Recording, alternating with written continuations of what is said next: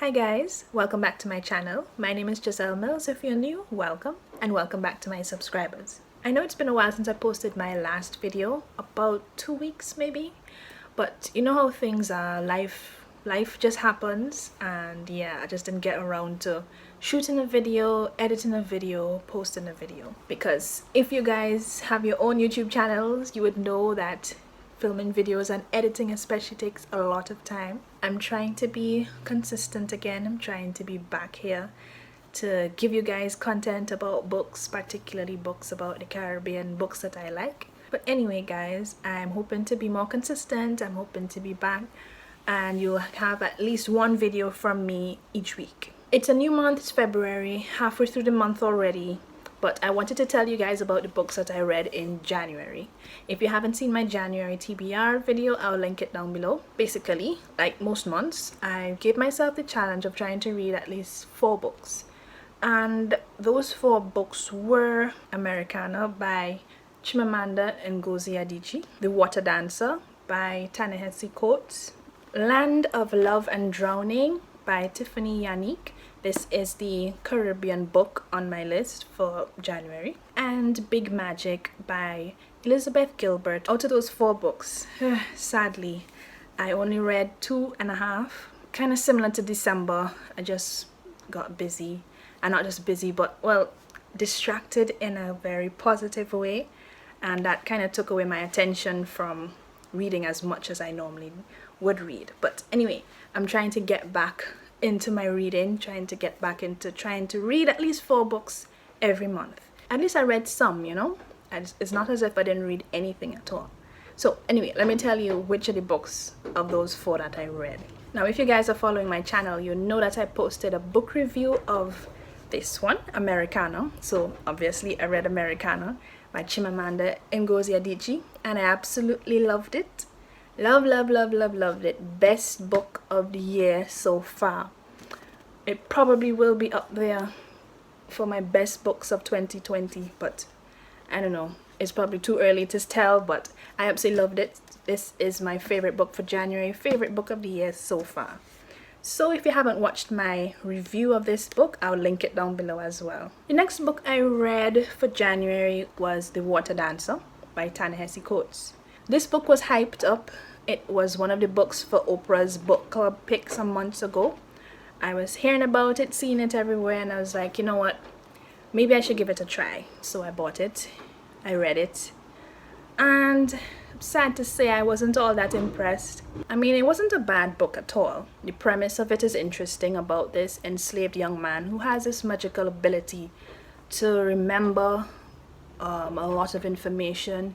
He has, I guess, a photographic memory, and there's a bit of magical realism in it. The main character, Hiram Walker, is a mixed-race enslaved young man who is the son of the slave owner of the plantation on which he lives. His mother was sold away by his father, and he doesn't remember her, but he has this kind of magical bond, and his ability to remember is linked to his mother and her magical abilities to water dance. I don't want to give away any spoilers, but it's a kind of a way to transport people. So in this story, the main character, Hiram Walker, he meets up with these revolutionaries who, well, of course, he didn't know they were revolutionaries at first, but he becomes one of their members. And revolutionaries who he encounters, their basic aim is to try and rescue and free certain enslaved persons who live on the plantation or in that area in the southern states in the US. They try to use Hiram and his abilities in order to make it easier for them to rescue these enslaved persons. And in the story, we see basically Hiram trying to come to terms with his powers or try to figure out how to use them. And to me, I thought this book would have more magical realism. I thought we would see him using his powers all the time, or at least much more than he actually uses them in this book. It didn't meet my expectations. I mean, it's well written. It didn't move me, really. It just felt like any other ordinary book about slavery. It didn't seem like anything out of the ordinary to me. And I was a bit disappointed about that. I wanted, you know, more of a, wow, this is amazing. So, did it live up to the hype? In my opinion, no. But at the same time, It was an interesting read. It wasn't bad. Just, it did not meet my expectations. And I wanted more action. There is some action, but not as much as I wanted. But I still liked it. Would I read it again? Maybe. I kind of read this one a bit fast, so when I read it over eventually, maybe it might, appeal to me a bit more. If you read it, please let me know down below what you thought.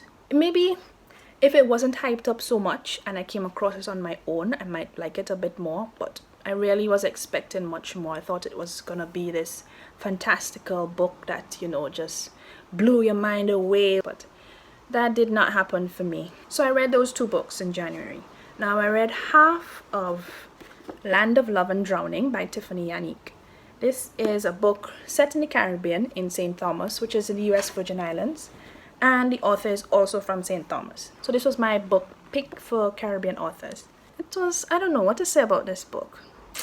Right, so I started it in January. I was not able to finish it in January. Read about half of it. And I only managed to finish it a few days ago. So this took me basically some weeks in order to finish. It's not a bad book, again, like Water Dancer, not a bad book, but this one, it just could not keep my attention, which is why I could not finish it in the month of January.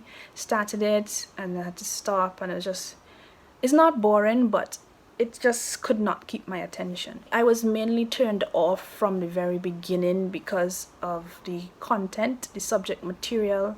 Spoiler alert, but it consists of a whole lot of incest, and I just thought that was gross. There are more than one incestuous relationships and consequences of such relationships. I'm not a fan of that, and despite that, I tried to still continue reading it. As you may know, I don't like to DNF books, as in not finish them, so I really struggled to get through this.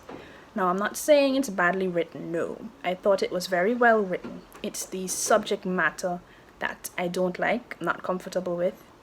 I mean, it wasn't to say depicted in a gross way, but the fact that, it's there and it basically features throughout the book, that really just made me lose interest, and I really struggled to finish this. The story itself, the idea of it, the plot, it's intriguing, it's different. The sisters are orphaned, but there's a very big age gap between them, so the older sister ends up raising the younger sister. When their parents die, they're basically left with nothing. The father dies in a shipwreck. The mother eventually dies a bit later, and the sisters basically have to take care of themselves. Again, this one consists of magical realism, way more magic than the Water Dancer, so I like that, the magical aspect. Both of them have unique abilities. They're both very beautiful.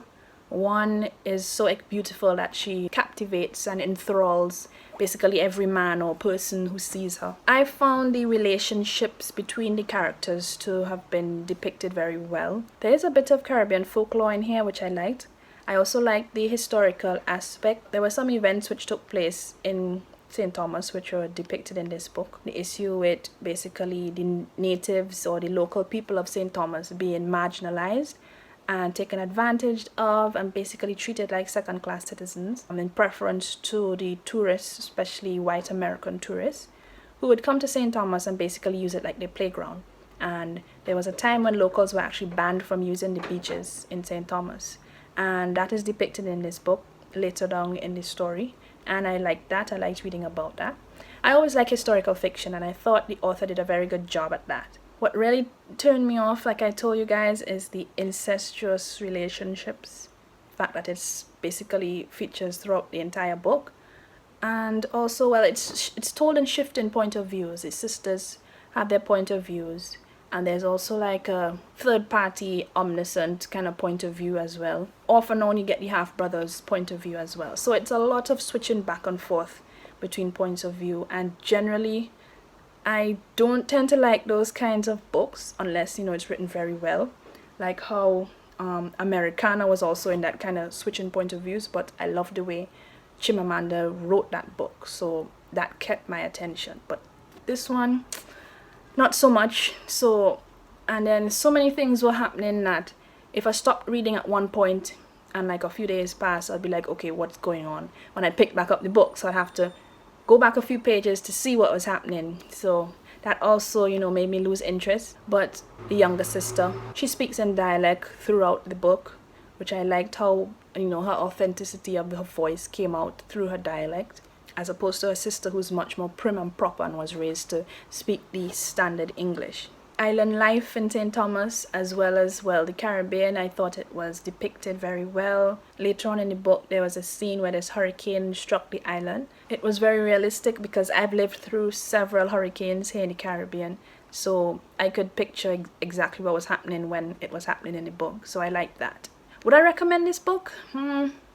Maybe, if you know, if you could get over the incestuous parts. But again, maybe it's a bit of reality because, hey, we can't ignore the fact that incest does happen and the consequences of such traditionally unnatural relationships. But I don't like to read books to be uncomfortable, and when more graphic aspects of such relationships were described in this book, it made me uncomfortable. If the incestuous relationships, you know, were not so heavy in this book, I probably would have liked it a lot more. So I didn't finish it in January, but I finished in February, but nevertheless, I finished it. Now, the book I did not read was Big Magic by Elizabeth Gilbert. I'm going to get to this book sometime soon. I know many people said that this is a fantastic book. I just need to make myself pick it up and read it, and I will do so, and I'll let you guys know when I do. So guys, those were the books that I read for January into this month, February. So Land of Love and Drowning, which I did not all that enjoy, but still would say it was an alright book, just, you know, without that incestuous parts. I thought it was well written. I gave this book about 3.5 stars out of 5. The Water Dancer by Ta-Nehisi Coates, also did not enjoy it all that much, but it was a good read, just, you know, it did not live up to my expectations, so I gave this one 3.5 stars as well. And Americanah, and if you've watched my review of it, you would know that I absolutely enjoyed it, and I gave it 4.5 stars out of 5. Have you read any of these books? If you have, let me know down below which ones you read, if you liked them, if you didn't like them. Thank you so much for watching. Don't forget to like this video, subscribe if you haven't as yet. Just click the red button down below. Also click the notification bell so you'd always be made aware of whenever I post a new video. You could also follow me on Twitter. I am at Giselle_Mills. I'm also on Instagram. My Bookstagram account is Caribbean Books. I also have a website, which is GiselleMillsBooks.com. So guys, thanks again for watching, and I'll see you in my next video. Bye.